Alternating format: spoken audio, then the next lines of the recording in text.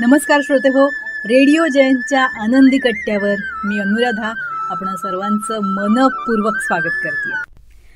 श्रोते हो, आजच्या आनंदी कट्ट्यावर एक बोधकथा. एका दुपारी गुरुदेव नदीकाठी अगदी शांत बसले होते. त्यांना असं नदीकाठी शांत बसलेलं बघून शिष्यसुद्धा त्यांच्याजवळ असेच त्यांच्यासारखेच शांत बसले होते.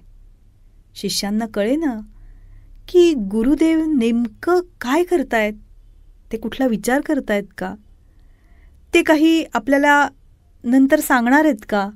पण कोणाचीच गुरुदेवांना विचारायची हिंमत नाही झाली. ते पण त्यांच्याप्रमाणेच शांत बसले. इतक्यात एक शेठजी तिकडनं आले. त्यांनी बघितलं गुरुदेवांना आणि ते गुरुदेवांच्या चरणाशी नतमस्तक झाले.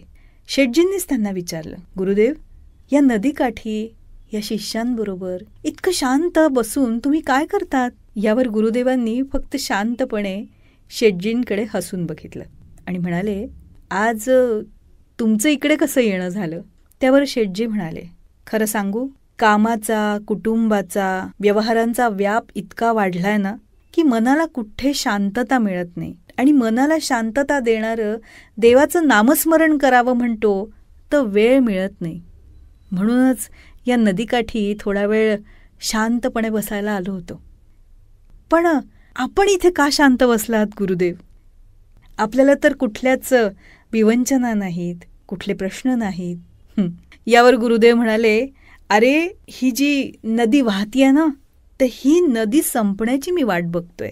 ही नदी संपली की मग मला हे नदीपात्र ओलांडून जाता येईल ना.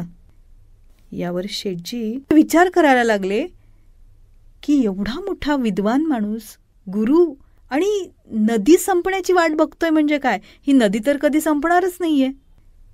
मग पुढे अगदी बळ एकवटवून ते गुरुदेवांना म्हणाले, अहो गुरुदेव, नदी तर वाहतच राहणार, तिचा प्रवाह पुढे पुढेच जात राहणार. तुम्हाला त्या प्रवाहाला पार करून पुढे जावंच लागणार आहे.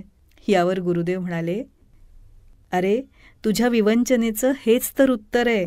बघ, आयुष्यातल्या जबाबदाऱ्या कमी झाल्यावर, वेळ मिळाल्यावर आम्ही साधना करू, सेवा करू, सत्संग करू, असं तुम्हा सगळ्या व्यवहारी माणसांच्या मनात असतं नाही. पण तुला सांगू, या जबाबदाऱ्या, या विवंचना या कधी न संपणाऱ्या आहेत. म्हणजे या नदीच्या प्रवाहासारख्या आहेत.